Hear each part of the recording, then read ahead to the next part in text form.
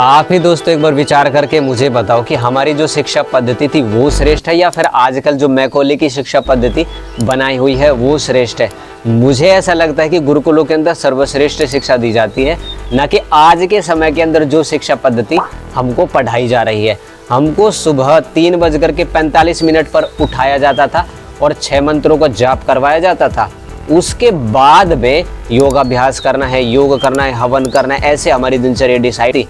और आज के समय के अंदर 8 बजे स्कूल लगता है और उन टीचरों को कोई मतलब ही नहीं होता कि आपके बच्चे पढ़ रहे हैं या नहीं पढ़ रहे हैं। आए दिन हम ये देखते हैं कि स्कूलों के अंदर माता पिता खड़े रहते हैं और उनकी यही शिकायत रहती है कि भाई हमारे बच्चे नहीं पढ़ रहे, कोई कुछ शरारत कर रहा है, कोई कुछ शरारत कर रहा है, कुछ तो अपराधी बन करके स्कूलों के अंदर से निकलते हैं। ये बिल्कुल रियल घटना है। गवर्नमेंट स्कूलों के अंदर हमने ज़्यादातर ऐसा देखा है, लेकिन गुरुकुल से कंपैरिजन करके देखो, 3:45 पे आप उठ रहे हो, मंत्र पाठ कर रहे हो, योगाभ्यास करने के बाद हवन में बैठ रहे हो।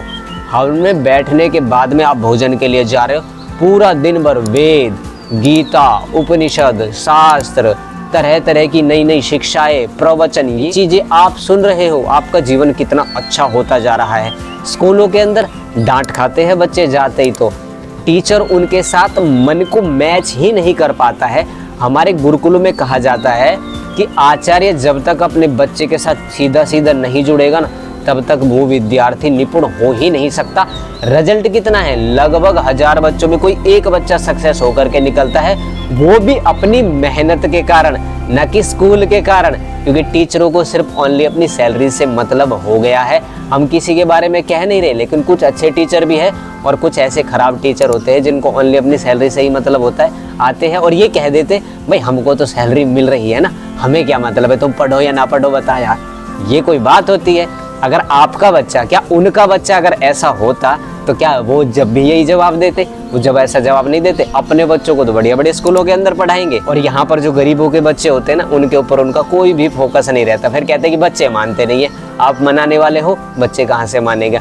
मानते हैं कि कुछ बच्चे गलत होते हैं, लेकिन बच्चे तो भाई कच्चे घड़े के समान होते हैं। जैसा आप उनको ढालोगे ना, ऐसे वो ढल जाएंगे। तो मैं आपको गुरुकुल की बात बता रहा था।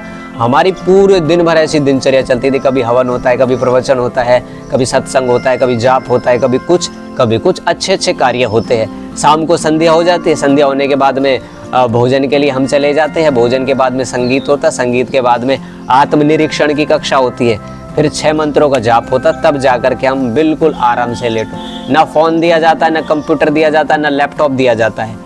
बच्चों को कुछ दिन के लिए अवॉइड किया जाता है। आजकल तो छोटे छोटे बच्चों को बाइक हाथ में दे देते, गाड़ी हाथ में दे देते हैं। जिन बच्चों को ये चीजें चलानी तक नहीं आती, उनके हाथ में ये दे दो, यानी कि उनके जान के साथ हम खिलवाड़ कर रहे हैं। ये बात बहुत इंपॉर्टेंट है। तो स्कूलों की जो शिक्षा पद्धति है ना, उसके अंदर सुधार होना चाहिए। इस बारे में दोस्तों आपकी क्या राय है? कमेंट में आप हाँ बोलना कि हमारी शिक्षा व्यवस्था के अंदर सुधार होना चाहिए कि नहीं होना चाहिए। बहुत सारे बच्चे हमारे पास आते हैं, हमने भी बच्चों को स्कूल के अंदर पढ़ाया है कि भाई पढ़ाई में मन नहीं लगता, हम पढ़ नहीं पाते। उसका सबसे बड़ा रीजन यही है कि मैकॉले की शिक्षा पद्धति, और हमको अपने ऊपर गर्व होता है कि हम अपनी प्राचीन शिक्षा पद्धति के अंदर पढ़े हैं, जिसमें भगवान श्री राम पढ़ते थे, जिसमें भगवान श्री कृष्ण पढ़ते थे, जिसमें महर्षि जैमिनी, कणाद, महर्षि पतंजलि जिन गुरुकुलों के अंदर शिक्षा ग्रहण करते थे ना, ऐसे ही हमारी भी शिक्षा हुई है। हमें बहुत गर्व होता है कि हमने 12+3 15 साल तक एजुकेशन ये पढ़ी है। उसके बाद में हम गुरुकुल के अंदर चले गए थे। वहाँ हमने जो 6 महीने में सीखा ना, वो शायद हमने 15 साल में यहाँ स्कूल में रह करके गाँव में नहीं सीखा। तो आपके लिए कौन सी श्रेष्ठ रहेगी? हमारे हिसाब से अच्छा वाला जो गुरुकुल होता है वो श्रेष्ठ है आपके बच्चों के लिए, और हमारे लिए भी, और साधकों के लिए भी, योग के लिए। तभी तो हम योग, आयुर्वेद, नेचुरोपैथी को बढ़ा पाएंगे और जिन लोगों के जीवन के अंदर दुख है उनको दूर कर पाएंगे। आप अपनी राय मुझे दोस्तों जरूर बताना। अब आपसे मिलेंगे दोस्तों अगली वीडियो में। ओम शांति शांति शांति।